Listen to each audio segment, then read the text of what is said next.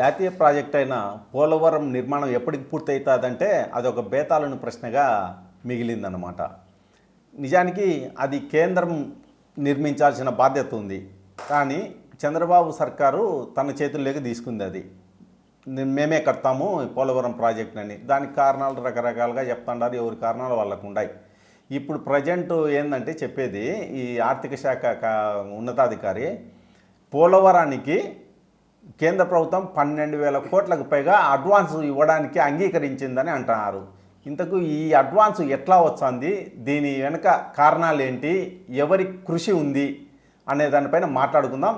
ఆ విషయమై సాగునీటి నిపుణుడు పురుషోత్తం రెడ్డి గారిని మనము అభిప్రాయం అడుగుదాం. ఏందన్న ఇది 12,000 కోట్లకు పైగా అడ్వాన్స్ ఇచ్చారంట, ఎట్లా ఇది సాధ్యం? ఈ 12,000 కోట్ల రూపాయలు పోలవరానికి అడ్వాన్స్ రూపంలో ఇవ్వడం, దీనే అడాక్ అమౌంట్ కూడా అంటారు. ఓకే, ఇది ఇవ్వడం కేంద్ర ప్రభుత్వం ఇవ్వడాన్ని స్వాగతించాలి. అది ఖచ్చితంగా పోలవరం ఫాస్ట్గా పూర్తి కావడానికి ఉపయోగపడుతుంది, భారం కాకుండా. అసలు పాయింట్ ఏంటంటే పోలవరం నేషనల్ ప్రాజెక్టు కేంద్ర ప్రభుత్వం కట్టి గిఫ్ట్గా రాష్ట్ర ప్రభుత్వానికి ఇవ్వాలి.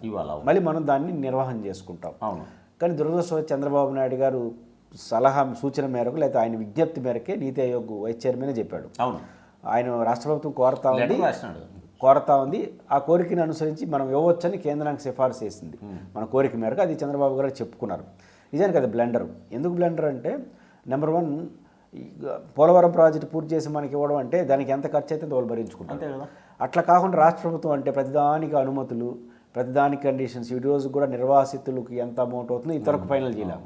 అదే వాళ్ళు తిప్పలు పడి ఉంటారనుకో, మనం అడుగులాల్సిన అవసరం ఉండదు.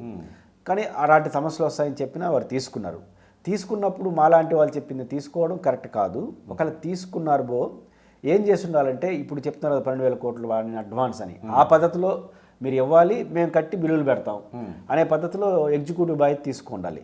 అలిగాడ తీసుకోకుండా అలాంటి ప్రభుత్వం ఏం చేసిందంటే, రాష్ట్ర బడ్జెట్ నుంచి ఫస్ట్ 2,000 కోట్లు 3,000 కోట్లు ఖర్చు పెట్టడం, తర్వాత బిల్లులు ఇప్పించుకోలేకి ఇవ్వడం, వాళ్ళ దగ్గర వసూలు చేయడం, ఈ పద్ధతి తీసుకున్నారు. దీనివల్ల ఏమైందంటే, చంద్రబాబు అప్పుడప్పుడు దేవన ఉమామేశ్వర చెప్తుంటాడు, కాళ్ళు అరిగేలా చెప్పులు అరిగే తిరిగినాం ఢిల్లీలో అని.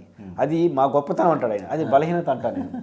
ఇప్పుడు వాళ్ళు ముందు డబ్బు ఇచ్చారనుకోండి, ఎందుకు పట్టింది, మన 10,000 కోట్లు ఇస్తారు, 2,000 కోట్లు ఖర్చు పెడతాం, బిల్లులు సబ్మిట్ చేస్తాం, యాక్సెప్ట్ చేస్తారు, పని అయిపోతుంది. అలా కాకుండా మన బడ్జెట్ 2,000 కోట్లు పెడతాం, వాడికి బిల్లు పెడతాం, పోలవరం ప్రాజెక్ట్ అథారిటీ వాడు 36 కోరిలేసి వెనక ముందు తిప్పుతాడు, తర్వాత కేంద్ర క్యాబినెట్ ఇవన్నీ తిప్పించుకోవడం కోసం మేము తిరిగా ఎవడు ఒప్పుకోమన్నట్లాడు వాటికి మళ్ళీ తిరిగేది ఏంది, తిరిగే పరిస్థితి వస్తుందని ముందే ఊహించుకొని మాలాంటి వాళ్ళు చెప్పింది నెంబర్ 1 వాళ్ళే కట్టాలి, లేదా ఎగ్జిక్యూటివ్ బాధ్యత మనకి ఇచ్చేది కానీ ఇది అడ్వాన్స్ ఇవ్వాలని. అడ్వాన్స్ ఎందుకు ఇవ్వాలి? ఇప్పుడు ఉదాహరణ కాంట్రాక్ట్గా చేసే వాళ్ళని అడిగితే, ఒక ప్రాజెక్ట్ కానీ ఒక చోట కానీ 1,000 కోట్లు 500 కోట్లు కాంట్రాక్ట్ ఫైనలైజ్ చేసుకుంటే మొబైలైజ్ అడ్వాన్స్ ఇస్తూ ఉంటారు. అంటే 10% 20% దాని ప్రయారిటీ బట్టి. అసలు రాష్ట్ర ప్రభుత్వం ఇది, నువ్వు ఎంత కావాలంటే అంత ఇవ్వచ్చు. ఒక 5,000 కోట్లు ఇచ్చి అయిపోయిన తర్వాత కొత్త శాంక్షన్ చేయొచ్చు. ఆ పద్ధతి చేసుకోకపోవడం వల్ల రాష్ట్రం మీద పెద్ద భారం పడింది. ఇంకా నేషనల్ ప్రాజెక్ట్ ఎట్లా అవుతుంది? 2,000 కోట్లు పెడితే 2 ఏళ్ళు 3 ఏళ్ళు 4 ఏళ్ళు తెప్పించుకునేవాళ్ళు. వైఎస్ జగన్మోహన్ రెడ్డి అధికారంకి వచ్చిన తర్వాత మేము నెంబర్ ఆఫ్ టైమ్స్ రిప్రజెంటేషన్ చేసాం. ఒకసారి రాష్ట్ర ప్రభుత్వం తీసుకునేసింది కాబట్టి ఇంక మళ్ళీ ఇవ్వడం మళ్ళీ పోవడం అనేది జరిగేది కాదు. ఎందుకంటే దీనికి ఒక 2-3 ఏళ్ళు టైం పడుతుంది ఈ ప్రాసెస్ మారినప్పుడల్లా. కాబట్టి జరిగింది. మీరైనా కనీసం ఏం చేయొచ్చు అంటే, ఎగ్జిక్యూటివ్ చేసేవాళ్ళుగా ఈయన అడ్వాన్స్ డబ్బు తీసుకోండి. రాష్ట్ర బడ్జెట్ నుంచి ఉద్దేశం ఏంది? పోలవరం లాంటి ప్రాజెక్టులు నేషనల్ ప్రాజెక్టుగా టేకప్ చేసే వాళ్ళు కట్టేస్తే రాష్ట్రం దగ్గర నుంచి 5,000 కోట్లు 10,000 కోట్లు ఖర్చు పెట్టే డబ్బుల్ని రాయలసీమ ఉత్తరాంధ్ర ప్రాజెక్టుల మీద పెట్టచ్చని. దానివల్ల మనం ఆ పద్ధతిలో కోరాం. ఈలే రాష్ట్ర బడ్జెట్ నుంచి ఇచ్చిన డబ్బులే దానికి కేటాయిస్తే ఇంకా రాష్ట్రంలో ఇతర ప్రాజెక్టులు ఏమవుతాయి? ఈ యాంగిల్లో మనం చెప్పాం. పదే చెప్పడం ద్వారా కారణం ఏమైనా జగన్మోహన్ రెడ్డి గారు ఒక మంచి ప్రయత్నం కేంద్రాన్ని ఒప్పించాడు. వాస్తవానికి ఈ 12,000 కోట్లు ఈయన అడ్వాన్స్ అంటున్నారు, మామూలు భాషలో అడాక్ అమౌంట్ అంటారు. ఆ అడాక్ అమౌంట్ లాస్ట్ ఫైనాన్షియల్ ఇయర్లోనే యాక్సెప్ట్ చేసేశారు. ఇప్పుడు మనం అయితే ఇంతవరకు ఇంప్లిమెంట్ ఎందుకు కాలేదంటే 12,000 కోట్ల రూపాయలు ఏదైతే కేంద్ర ప్రభుత్వం ఈయన అడ్వాన్స్ ఇవ్వడానికి సిద్ధపడిందో, ఇదేంటంటే డ్యామ్ కట్టడానికి. ఈ 12,000 కోట్ల రూపాయలతో డ్యామ్ కట్టేస్తే ఏమవుతుంది? రాష్ట్ర ప్రభుత్వం ఈ డయాఫ్రామ్ వాల్ సమస్య ఉంది. డయాఫ్రామ్ వాళ్ళు క్లియర్ అయిపోతే ఆ 12,000 కోట్లు క్రమ పద్ధతిలో ఒకేసారి 12,000 కోట్లు 1,000 కోట్లు ఇస్తుంటారు. ఇవ్వాలంటే ఇక్కడ పని జరగాలి కదా, పని ఎందుకు ఆగిపోయింది? డయాఫ్రామ్ వాళ్ళ సమస్య ఉంది. కాబట్టి డయాఫ్రామ్ వాళ్ళ సమస్య కానీ లేకుండా అంటే జగన్మోహన్ రెడ్డి గారు ఏదైతే సాధించాడో ఈ 12,000 కోట్లు ఈయన ఉన్నప్పుడే, ఈ జగన్మోహన్ రెడ్డి గారి ప్రభుత్వం ఉన్నప్పుడు చేసిన విజ్ఞప్తి మేరకే లాస్ట్ ఫైనాన్స్ ఇయర్లో కేంద్ర కేబినెట్ యాక్సెప్ట్ చేసింది. ఓకే. ఇప్పుడు ఏదైనా ఉంటే అమలు చేస్తారు దాన్ని. అయితే ఇప్పుడు కూడా అమలు కాదు. ఆ డయాఫ్రామ్ వాల్ ఇష్యూ పరిష్కారం అయితే రూపాయి ఇయ్యరు. జగన్మోహన్ రెడ్డి గారి పీరియడ్ డయాఫ్రామ్ వాల్ సమస్య కానీ ఎప్పటికే పూర్తి లేకుండా ఉంటే ఆ 12,000 కోట్ల విడుదల ప్రారంభమైపోయింది ఉండేది. ఆయన ఆ క్రెడిట్ ఉండేది, రాష్ట్రానికి మంచి జరుగుతుంది.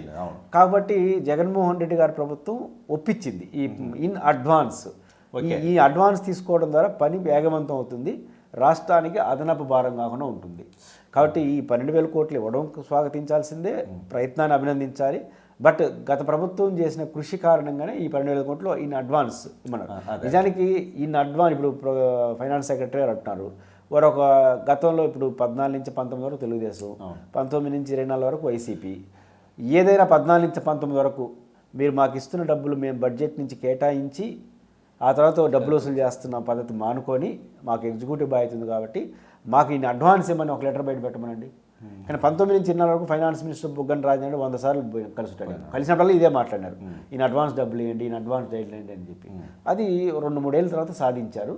ఖచ్చితంగా ఇది రాష్ట్రానికి పెద్ద ఎసులుబాటు, రాష్ట్ర బడ్జెట్కి ఎసులుబాటు, పోలవరం పాస్ట్గా అవడానికి కూడా ఇది ఉపయోగపడుతుంది. ఓకే.